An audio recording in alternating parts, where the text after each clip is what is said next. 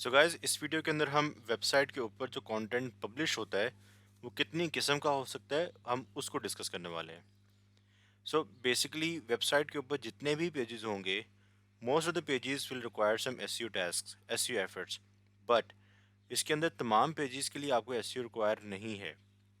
जैसे हमने देखा था पहले भी कि एक वेबसाइट के ऊपर मल्टीपल टाइप्स ऑफ कंटेंट हो सकता है। जैसे मल्टीपल पेजेस भी हो सकते हैं। जैसे हमने टर्म्स एंड कंडीशन का एक पेज देखा, हमने प्राइवेसी पॉलिसी का पेज देखा, और उसके बाद हमने मज़ीद पेजेस देखे, कुकीज़ के पेजेस देखे, और हमने डीएमसी का पेज देखा।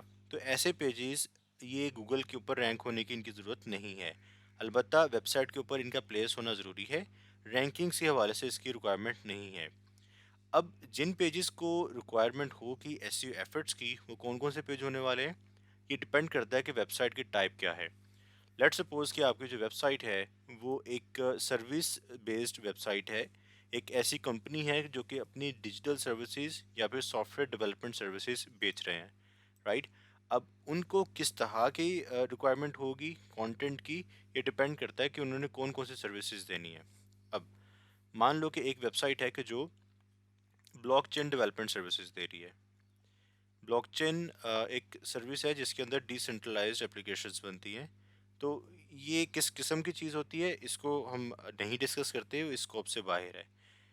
अब यूँ समझ लो कि वो एक ऑफ़र कर रहे हैं सर्विसेज आर्टिफिशियल इंटेलिजेंस की। सपोज़ इसको और आसान कर लेते हैं, आर्टिफिशियल इंटेलिजेंस की सर्विस है। अब ये सर्विस जब बिकेगी तो उसके लिए हमें इन पेजेस को भी रैंक करना पड़ेगा। अब आर्टिफिशियल इंटेलिजेंस के अंदर मज़ीद चीज़ें आ जाती हैं, जैसे चैट जीपीटी डेवलपमेंट, राइट। इसी तरह मिड जर्नी डेवलपमेंट। तो ये मुख्तलिफ़ वेबसाइट्स, मुख्तलिफ़ सर्विसेज निकलती हैं यहाँ से। लेट्स सपोज़ आपको टास्क मिलता है कि हमारी चैट जीपीटी डेवलपमेंट सर्विस है, उसको रैंक करना है, राइट। अब आपको सोचना पड़ेगा कि मुझे किस किस तरह के कंटेंट बनाने पड़ेंगे, किस किस तरह के कंटेंट को कंटेंट पेजेस को पब्लिश करना पड़ेगा। तो इसमें नंबर वन जो पेज रहेगा वो तो आपका होगा होम पेज। और ये कंपनी की रिप्रेजेंटेशन है, कंपनी के फेस है, डिजिटल फेस है, क्योंकि होम पेज के ज़रिए से कंपनी की रिप्रेजेंटेशन होने वाली है कि कंपनी क्या सर्विसेज ऑफर करती है। नंबर टू, जो आपका मोस्ट इंपॉर्टेंट पेज रहेगा वो itself chat GPT development services का होगा। तो ये एक सर्विस पेज होगा जिसके ऊपर चैट जीपीटी डेवलपमेंट सर्विस बेची जाएगी और उसको मार्केट किया जाएगा। तो दूसरी चीज़ सर्विस पेज हो गया। तीसरी चीज़ ब्लॉग पोस्ट्स होंगी। और ब्लॉग पोस्ट क्यों इंपॉर्टेंट है, ताकि हम सर्विस पेज को पावर दे सकें।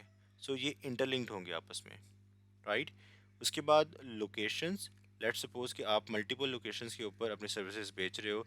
जैसे अगर इंडिया है तो इंडिया के अंदर हो सकता है पुणे में सर्विसेज बिक रही हो, इंडिया में न्यू दिल्ली में सर्विसेज बिक रही हो। अगर आप पाकिस्तान की एग्जांपल हो तो हो सकता है कि एक ऑफिस लाहौर में है, एक ऑफिस में भी इस्लामाबाद में है, एक कराची में है। तो डिफरेंट लोकेशंस के ऊपर सर्विसेज हो सकती हैं।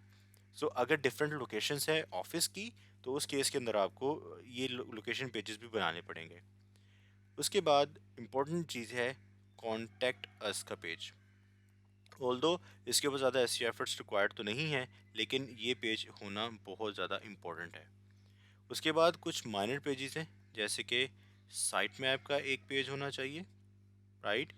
और इसी तरह अगर आप देखो तो न्यूज़, इनसाइट्स, ये पेजेस होना ज़रूरी है। और साथ ही साथ आपको ये मेक श्योर करना है कि आप राइट कैटेगरी पेजेस को बना रहे हो, ठीक है। ये तमाम पेजेस की एसईओ डिफरेंट होती है, और ये किस तरह से होने वाली है हम इसी वीडियो के अंदर डिस्कस करने वाले हैं। इसी वीडियो सेक्शन में असल में डिस्कस करेंगे। ओके, तो अगर मैं आपको इसकी एक एग्जांपल दिखा सकूं, तो हम ब्लॉकचेन डेवलपमेंट पे ही रहते हैं। और ब्लॉकचेन के अंदर हमारे पास से एक एग्जांपल है। ये एक कंपनी है, लीवे हर्ट्स। ये एक इंडियन कंपनी है जिसके यूएसए के अंदर भी ऑफिसेज हैं, और इंडिया के अंदर भी इसके मल्टीपल ऑफिसेज हैं। ओके, तो आप देख सकते हो कि ये इनकी कंपनी का एक लैंडिंग पेज है। लैंडिंग पेज से मुराद की एक इनका सर्विस पेज है, जिसके ऊपर जो यूज़र्स हैं अपनी सर्विसेज को फिगर आउट करने के लिए, सर्च करने के लिए यहाँ पे लैंड करेंगे, यहाँ पे सर्विसेज को फाइंड करेंगे कि कौन है जो उनको सर्विसेज दे सकता है। लेट्स सपोज मैंने यहाँ पे एक कीवर्ड सर्च किया है, डैप डेवलपमेंट सर्विसेज। अब डैप डेवलपमेंट सर्विसेज के अंदर ये सेकंड इसका रैंक आ रहा है इस डेवलपमेंट के अंदर इस सर्विस के लिए। तो मैंने इसको ओपन कर लिया, सेकंड रैंक भी बुरा नहीं है। ओके, इसके अंदर आप देख सकते हो कि इन्होंने एक सर्विस पेज बनाया हुआ है, और सर्विस पेज के अंदर इन्होंने टाइटल दिया, कुछ कंटेंट, कुछ इन्होंने इमेजेस दे दी, कुछ स्टैट्स दिए, और अपनी सर्विसेज के बारे में बताया है कि क्या सर्विसेज ऑफर कर रहे हैं। अब जो इनका टारगेट पेज था वो यही पेज था जिसके ऊपर वो टारगेट करना चाह रहे हैं, जिसके ज़रिए से वो रैंकिंग चाह रहे हैं। अब आप खुद को सोचो कि आप एक कंपनी हो जिसको डैप डेवलपमेंट सर्विसेज चाहिए, और आप ये कीवर्ड सर्च करते हो, और कीवर्ड सर्च करने के बाद आप इस पर क्लिक करने के बाद यहाँ पर आते हो और आपको कंपनी पसंद आ जाती है। तो आप सोचो कि आपकी एक तरह से फ्री में मार्केटिंग हो रही है, क्योंकि आपको किसी भी ऐड के ऊपर पैसे खर्च नहीं करने पड़े। एक दफ़ा रैंकिंग्स कर ली, अब यूज़र्स खुद ब खुद आ रहे हैं, क्लिक कर रहे हैं, और आपको ऑर्डर्स प्लेस कर रहे हैं, आपके साथ कंसल्टेशन ले रहे हैं। सो जो लैंडिंग पेज है इसके अंदर भी मल्टीपल सेक्शंस हैं, जैसे ये इसका हेडेड सेक्शन है, उसके बाद इनकी डैप डेवलपमेंट सर्विसेज का एक सेक्शन उन्होंने ऐड किया, फिर यूज़ केसेस बता दिए अपनी सर्विसेज के, अपनी सर्विसेज के आर्किटेक्चर बता दिया, कौन कौन सी प्लेटफॉर्म्स को यूज़ करते हैं। तो उन्होंने जितनी भी इंफॉर्मेशन अपनी सर्विसेज के हवाले से हो सकती थी, इन्होंने लैंडिंग पेज के ज़रिए से उसको एक्सप्लोर कर दिया, उसको एक्सप्लेन कर दिया। अब इन्होंने बहुत सारी इन्फॉर्मेशन बना दी, सेक्शंस बना दिए, रेलेवेंट फेसेस दिखा दिए, जो कि बहुत अच्छी बात है कि इनके ब्रांड वैल्यू बनती है ऐसे। तो इन्होंने बहुत अच्छे तरीके से अपना ही लैंडिंग पेज बना दिया। आखिर में कॉन्टैक्ट पेज और नीचे FAQs इन्होंने दे दिए। ज़बरदस्त, तो इन्होंने बहुत अच्छे तरीके से अपना ये लैंडिंग पेज बनाया हुआ है। अब अब इसके अंदर सर्विसेज पेज हमने पहले डिस्कस किया था, सर्विस पेज तो उन्होंने बना लिया, पर इन्होंने ब्लॉग के ऊपर भी बहुत ज़्यादा काम किया हुआ है। जैसे आप अगर आप इनकी इनसाइट्स देखो, कुछ ब्लॉग बोलते हैं अपने इस सेक्शन को, कुछ इनसाइट्स बोलेंगे, और कुछ आर्टिकल्स बोलेंगे। तो ये डिफरेंट नाम है लेकिन मकसद पीछे एक ही है। अब यहाँ पे देखो इन्होंने अपनी सर्विसेज के हवाले से बहुत सारा कंटेंट पब्लिश किया हुआ है। जैसे आप अगर इनके सर्विसेज मेन्यू में देखो तो इनके सर्विसेज की लिस्ट भी ठीक ठाक बड़ी है। अब उस सर्विसेज लिस्ट के अंदर भी जनरेटिव AI एक उनकी सर्विस है, और उसके अंदर इन्होंने मुख्तलिफ सर्विसेज ऑफ़र की हुई हैं। तो कैटेगरी रही जनरेटिव AI की। जनरेटिव AI के अंदर भी मल्टीपल सर्विसेज हैं। देखो कि इन्होंने ब्लॉग के ज़रिए से अपनी इन तमाम सर्विसेज को प्रमोट किया हुआ है, इंटरलिंक्ड किया हुआ है। इंटरलिंकिंग की वजह से इनका क्या हो रहा है कि टॉपिकल मैपिंग हो रही है, और टॉपिकल मैप असल में अथॉरिटी डेवलप करता है। मेरी इस बात का क्या मतलब है मैं आपको अभी समझा देता हूँ। बेसिकली जब हम कीवर्ड रिसर्च कर रहे होते हैं, तो हम कीवर्ड सर्च करते हुए टॉपिक्स को असल में फाइंड कर रहे होते हैं। हमें टॉपिक्स चाहिए जिसके ऊपर हम रैंक कर सकें, टॉपिक चाहिए, राइट। तो इस केस के अंदर जो हमने अभी वेबसाइट देखी उस केस में टॉपिक क्या था, जनरेटिव AI, राइट। और जनरेटिव AI सर्विसेज ये उनका मेजर टॉपिक था जिसके ऊपर वो रैंक करवाना चाह रहे थे।